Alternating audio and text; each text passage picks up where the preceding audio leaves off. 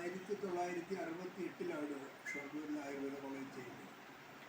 അന്ന് ആ കൊല്ലത്ത് വാർഷികോത്സവം ഉദ്ഘാടനം ചെയ്തത് അന്നത്തെ ആയുർവേദ ഡയറക്ടറായിരുന്നു. അദ്ദേഹം ഞങ്ങൾ കുട്ടികളോട് പറഞ്ഞത് ഒരു നൂറ്റാണ്ടിലെങ്കിലും ഒരു ചരകനോ ശുശ്രൂഷകനോ ഉണ്ടാകണമെന്നായിരുന്നു. എല്ലാവരും ഗവേഷണം നടത്തണം, എല്ലാവരും ഗവേഷകരാകണം, ഒരുപാട് കാര്യങ്ങൾ അദ്ദേഹം പറയുകയുണ്ടായി. ഇതിൽ 1969, അതായത് അടുത്ത കൊല്ലം കേരള ശാസ്ത്ര സാഹിത്യ പരിഷത്തിൽ അംഗമായി. അവിടെ നിന്നുകൊണ്ട് 4 പതിറ്റാണ്ടുകാലം പറഞ്ഞതും കേട്ടതിലും വാക്കുകളിൽ ഏറ്റവും കൂടുതൽ വാക്ക് ഗവേഷണം, പുതിയ അറിവുകൾ എന്നൊക്കെയായിരുന്നു. ഇത് പറയാനുള്ളൊരു കാരണം, ഒരു 4 പതിറ്റാണ്ടുകൾ കൊണ്ട് ഞങ്ങൾ എല്ലാവരും പ്രസിദ്ധിച്ച് നടന്നൊരു വലിയ സംഭവം ഉണ്ടായിരുന്നു, കേരള മോഡൽ ആരോഗ്യം. വികസിത രാജ്യങ്ങളിലെ ശാസ്ത്ര സാങ്കേതിക മുന്നേറ്റങ്ങളില്ലാതിരുന്നിട്ടും അവിടുത്തെ ജനങ്ങളുടെ ആരോഗ്യത്തോട് കിടപിടിക്കുന്ന തരത്തിൽ ഉയർന്ന നിലയിലായിരുന്നു അന്ന് കേരളത്തിലെ ജനങ്ങളുടെ ആരോഗ്യം. ലോകാരോഗ്യ സംഘടന പോലും ഇത് ചർച്ച ചെയ്യുന്നുണ്ടായ കാലത്ത്. ഇപ്പോൾ നമ്മുടെ കേരളത്തിൽ ഇതുപോലും ഏറ്റവും പ്രധാനമായി പറയുന്ന ഒരു വാർത്ത ഷിഗല്ല വ്യാപനം എന്നാണ്. കുറച്ച് കൊല്ലങ്ങളായി നമ്മൾ കേരളത്തിലെ ജനങ്ങൾ മഴക്കാലത്ത് പല പേരുകളിലുള്ള പകർച്ചപ്പനികളിലൂടെ വിറക്കുകയാണ്. പല പകർച്ചപ്പനികൾക്ക് മുമ്പിലും പല പകർച്ചവ്യാധികൾക്ക് മുമ്പിലും വൈദ്യശാസ്ത്ര രംഗം ബദ്ധാളിച്ച് നിൽക്കുകയുണ്ടായിട്ടുണ്ട്. ഇത്രയും പ്രബുദ്ധരായ ഒരു ജനത, ഈ ശാസ്ത്ര സാങ്കേതിക മുന്നേറ്റങ്ങൾ ഉണ്ടായിട്ടുള്ള ജനത, ഇവിടെ ഇത് സംഭവിക്കാൻ പാടില്ലാത്തതാണ്.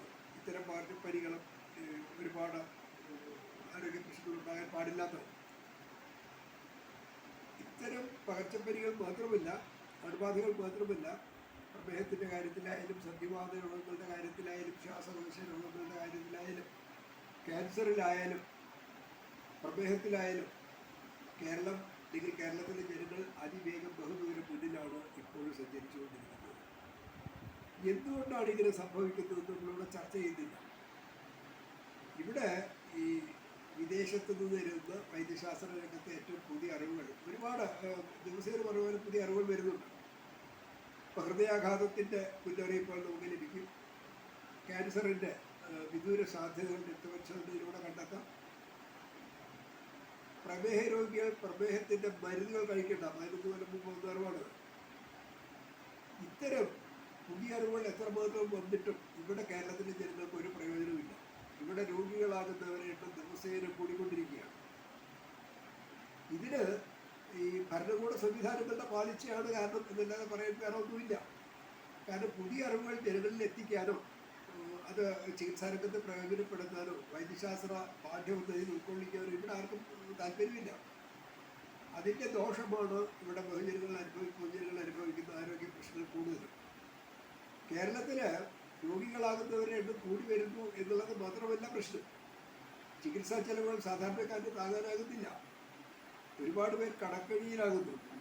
വീട് വെക്കേണ്ടി വരുന്നവരുടെ കാര്യം വേറെ.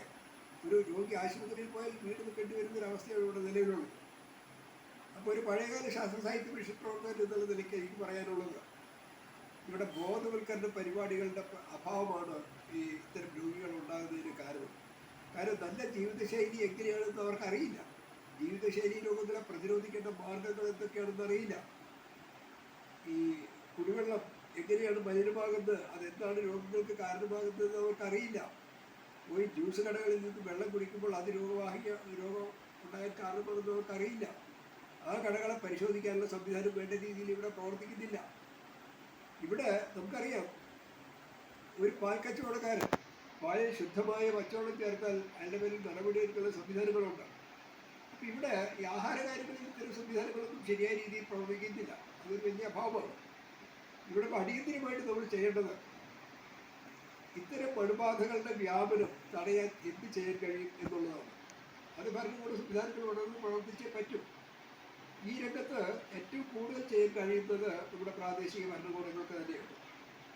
അവർ അടിയന്തിരമായിട്ടിപ്പോൾ ചിന്തിക്കേണ്ട ഒരു കാര്യം, ഓരോ വാർഡ് തലത്തിലും ഗ്രാമസഭകൾ കേന്ദ്രീകരിച്ചോ അംഗൻവാടികളെ കേന്ദ്രീകരിച്ചോ കൃത്യമായ ഇടവേളകളിൽ ബോധവൽക്കരണ പരിപാടികൾ കൊടുക്കണം. നല്ല ജീവിതശൈലി എന്താണ്, ജീവിതശൈലി രോഗങ്ങളെ പ്രതിരോധിക്കാനുള്ള സംവിധാനങ്ങൾ എന്തൊക്കെയാണ്, പകർച്ചപ്പനികൾ ഉണ്ടാകാതിരിക്കാൻ നമ്മൾ എന്തൊക്കെ ചെയ്തു, കൊതുക് നശിക്കാൻ നമുക്ക് സാധ്യമാകും. ഇത്തരം കാര്യങ്ങൾ കൃത്യമായ ഇടവേളകളിൽ ആരോഗ്യ പ്രവർത്തകരെ കൊണ്ടാകാം, സർക്കാർ സംവിധാനങ്ങളെ കുറിച്ചാകാം, റിട്ടയർ ചെയ്ത ഡോക്ടർമാരെ കൊണ്ടാകാം, വൈദ്യ വിദ്യാർത്ഥികളെ, ഓരോ വാർഡിലും ഇതൊക്കെ അവൈലബിൾ ആണ് ഇപ്പോൾ. ഇത്തരം കാര്യങ്ങളിൽ അതിവേഗം നമ്മൾ ഉണർന്ന് പ്രവർത്തിക്കേണ്ടിയിരിക്കുന്നു. ഇവിടെ ഈ ഏറ്റവും വേദനാജനകമായ ഒരു കാര്യം, പുതിയ അറിവുകൾ പറയാൻ ഭയപ്പെടേണ്ട ഒരു അവസ്ഥയാണ് ഇവിടെ നിലവിലുള്ളത്. ഞാൻ 2001 ആസ്മയ്ക്ക് കാരണം അലർജി അല്ല, ഇത് വളരെ ലളിതമായ ചികിത്സയോടെ പരിഹരിക്കാൻ കഴിയും എന്നുള്ളൊരു പുതിയ സിദ്ധാന്തം അവതരിപ്പിച്ചതിൻ്റെ പേരിൽ ഗുണ്ടായിസും കൊട്ടേഷൻ ഒരു അഭിമുഖീകരിക്കേണ്ടി വന്നിട്ടുണ്ട്. കൂടെ നിൽക്കാൻ ഒരു ഭരണകൂട സംവിധാനം ഉണ്ടാവില്ല. അവിടെ വളരെയേറെ ഈ ബോധവൽക്കരണ പരിപാടികൾ നടത്തേണ്ട കാര്യം പ്രാദേശിക ഭരണകൂടങ്ങൾ, ഓരോ പഞ്ചായത്ത് വാർഡ് മെമ്പർമാരും വളരെ വേഗമാണ്, ഉദ്യോഗസ്ഥർ എല്ലാം വളരെ അടിയന്തിരമായി പരിഗണിക്കണം എന്നാണ് പറയാനുള്ളത്.